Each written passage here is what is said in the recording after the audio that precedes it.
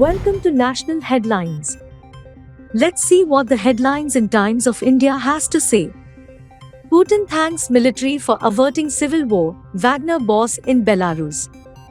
Yevgeny Prigozhin, owner of the private army of inmate recruits and other mercenaries that has fought some of the deadliest battles in Russia's invasion of Ukraine, is in Belarus after his abortive armed rebellion against the Kremlin, Belarus president said on Tuesday. The exile to Belarus of the 62-year-old owner of the Wagner Group was part of the deal that ended the short-lived mutiny in Russia. He and some of his troops would be welcome to stay for some time at their own expense, Alexander Lukashenko said. Next, let's move to the Indian Express. At Narendra Modi Stadium, India-Pakistan clash 15th October, World Cup final 19th November. The tournament opener, India vs Pakistan, England vs Australia, and the final, the Narendra Modi Stadium in Ahmedabad will host 4 marquee games of the ODI World Cup from 5th October to 19th November. Next, let's move to the headlines in the Hindu.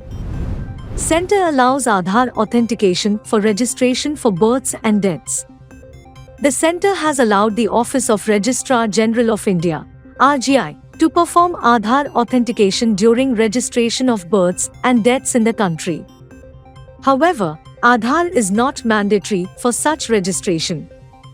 A Gazette notification published on 27 June 2023 said the Ministry of Electronics and Information Technology, METI, has allowed the RGI office to use the Aadhaar database for authenticating the identity details provided during registration of births and deaths.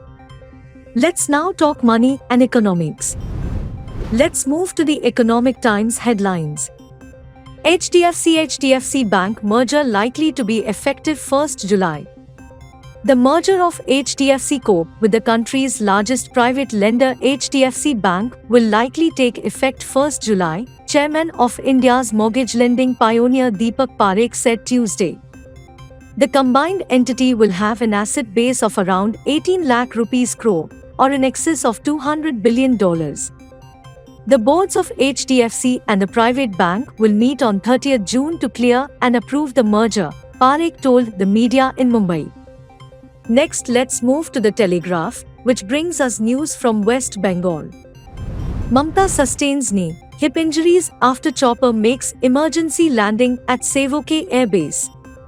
Bengal Chief Minister Mamta Banerjee sustained injuries on her left knee and hip joints on account of a rough emergency landing that her chopper, faced with inclement weather conditions, had to make at the Sevoke Air Base in Darjeeling district on Tuesday afternoon. The extent of ligament damage on her left limb and hip joint was identified during medical examinations which took place at the SSKM hospital in Calcutta later in the day. Finally, let's move to the Hindustan Times. Man arrested for stealing 26 manhole covers. A 29-year-old man was arrested on Tuesday for allegedly stealing 26 manhole covers installed by Brihan Mumbai Municipal Corporation (BMC) and selling them to a scrap dealer.